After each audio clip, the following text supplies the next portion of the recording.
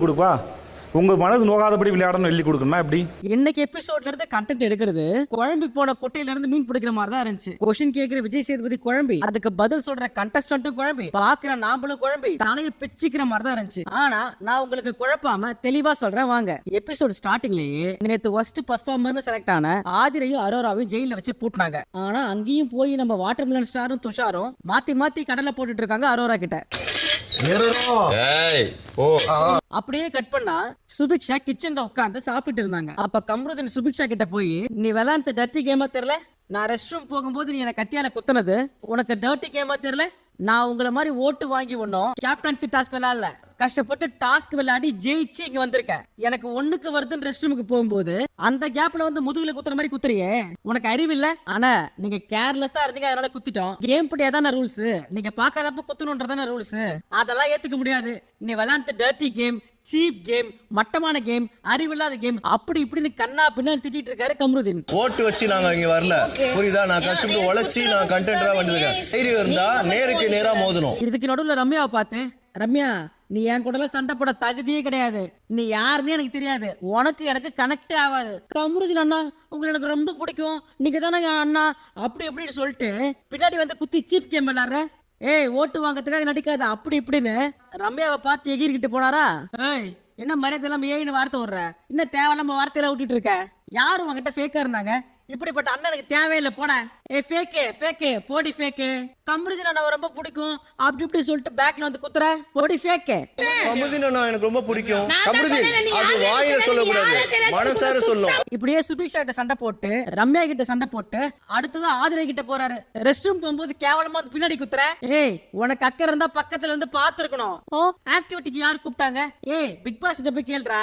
Activity கொடுத்தது big pass, அவர் ஒண்ணு கேம stop பண்ணிட்டு ஆக்டிவிட்டி பண்ணுன்னு சொல்லல. உனக்கு அக்கறை இருந்தா நீ தான் பக்கத்துல இருந்து பாத்துருக்கணும். ஏய், நாங்க ஓட்டிங்ல வரல, ஜெயிச்சு வந்திருக்கோம். ஜெயிச்சு ஜெயிச்சு ஜெயிச்சு வந்து எனக்கு நீங்க மரியாதை கொடுக்கணும், மரியாதை, புரியுதா? பெரிய ஹீரோயின் இவ, மனசுல அப்படியே நயன்தாரா நினைப்பு இவளுக்கு. சீரியல்ல ஹீரோவாயிட்டாராமா, இங்க வந்து பெருமை பத்திட்டு இருக்காரு அப்படின்னு ஆதிரையும் கம்ருதீனுக்கு சளைக்காம ரிப்ளை கொடுத்துட்டு இருக்காங்க.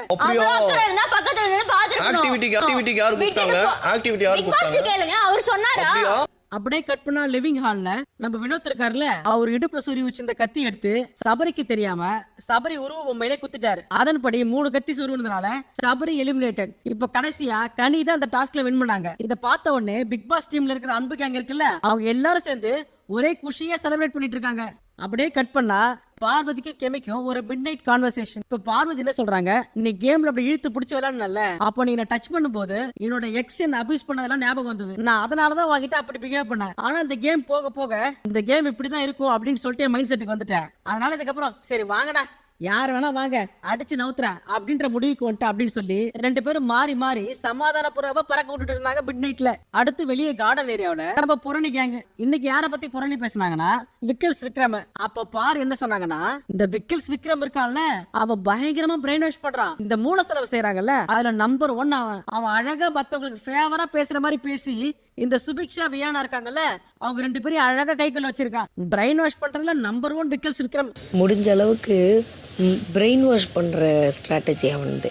அதுக்கப்புறம் கனி வந்து ஆதிரையும் அரோராவையும் ஜெயில இருந்து திறந்த விட, அப்ப ஆதிரையும் அரோராவும் இந்த மாதிரி 2 அழகிகள் இருந்தது, இதான் ஃபர்ஸ்ட் டைம் அப்படின்னு சொல்ல, அதுக்கு கனி, உங்க 2 பேரை விட பெரிய பெரிய அழகெல்லாம் இந்த ஜெயில் பாத்திருக்கேன், நீங்க ஒண்ணு அவ்வளவு பெரிய அழகலாம் இல்ல, 2 சுமார் முஜி குமார் தான், வெளியே போக அப்படின்னு சொல்லி பத்தி விட்டாங்க. விஜய் சேதுபதி என்ன எல்லா வாரம் அழகா ட்ரெஸ் பண்ணிருக்கீங்க அப்படின்னு சொல்லி பாராட்ட, ஆனா உங்களுக்காக ஒரு கானா பாட்டு எழுதி வச்சிருக்கேன், பாடவா? சரி பாடி தொலை அப்படின்னு சொன்ன உடனே அண்ணா ஒரு கானா பாட்டு பாடினாரு. அந்த பாட்டோட லிரிக்ஸ் எல்லாம் கேட்டீங்கன்னு வச்சுக்கோங்களேன், ஆடி போயிருவீங்க, அசந்து போயிருவீங்க. அதுல ஃபர்ஸ்ட் லைன் மட்டும் சொல்றேன், மீதி நீங்களே பாருங்க. கோர்ட்டுல தீர்ப்பு சொல்வார் நீதிபதி, வீட்டுல தீர்ப்பு சொல்வார் விஜய் சேதுபதி.